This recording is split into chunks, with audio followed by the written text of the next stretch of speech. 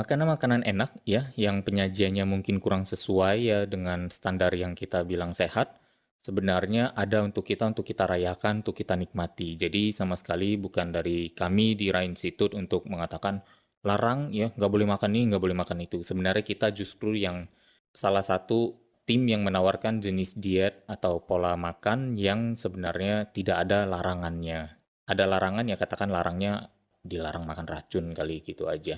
Ya, sementara yang lain boleh deh kita konsumsikan.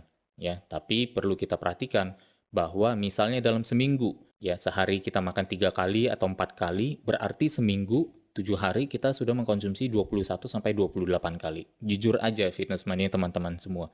Berapa dari kita yang sebenarnya mengkonsumsi lebih banyak mayoritas sehatnya daripada yang kurang sehatnya. Ya, dari 21 kali kita makan, apakah kita mengkonsumsi 20 kali sehat sekali saja yang kurang sehat? Atau malah sebaliknya, 20 kali yang kurang sehat dan sekalinya sehat? Dan apa parameter teman-teman?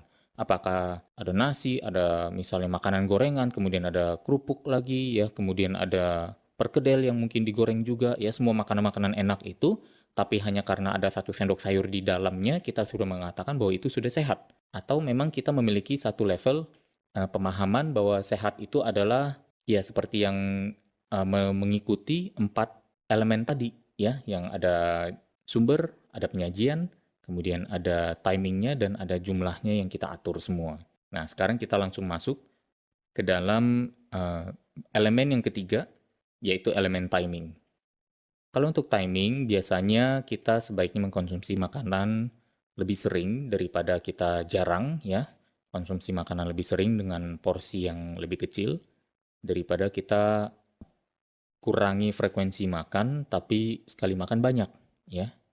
Mengapa demikian? Karena mengkonsumsi makan lebih sering memicu metabolisme yang lebih tinggi, memicu pembakaran kalori yang lebih tinggi. Bahkan tubuh kita kalau selalu diisi makanan, tubuh kita akan terus bekerja, terbangun bekerja untuk memproses makanan-makanan tersebut. Dan upaya memproses makanan tersebut pun sebenarnya sudah membakar kalori ya. Jadi kebayang kalau kita makan lebih sering, kita membakar kalori lebih banyak sehari-harinya daripada kalau kita makan lebih sedikit atau lebih jarang. Konsepnya adalah mungkin oke 3 meal ya, ada sarapan, ada makan siang, dan ada makan malam. Kemudian di antara meal tersebut, ya di antara makan besar tersebut, kita mengisi dengan snack-snack sehat ya. Snack sehatnya bisa sayur-sayuran, bisa sayur rebus ya, atau bahkan lalapan, atau bisa juga buah, blender, atau di jus. Bisa juga kacang-kacangan ya, kacang sangrai terutama misalnya, atau kacang yang di roasted ya tanpa ada tambahan lainnya.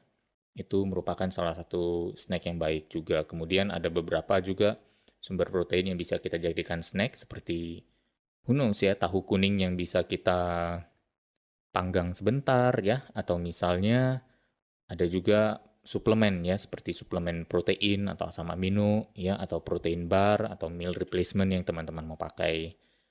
Yang penting sebenarnya kita kembali lagi bahwa timingnya kalau bisa kita makan lebih sering juga daripada kita makan jarang. Kalau kita makan jarang juga ada kelemahannya. Tubuh kita mengenal frekuensi makan yang lebih sedikit atau makan jarang ya sebagai satu status bahaya, status kritis atau krisis di mana kita mengalami kelaparan. Nah, tubuh kita kalau mendeteksi adanya kelaparan ini, maka hal pertama yang dilakukan adalah mengorbankan ototnya ya. Itu adalah salah satu cara untuk menurunkan metabolisme ya, karena otot sangat mahal, otot membakar kalori lebih tinggi.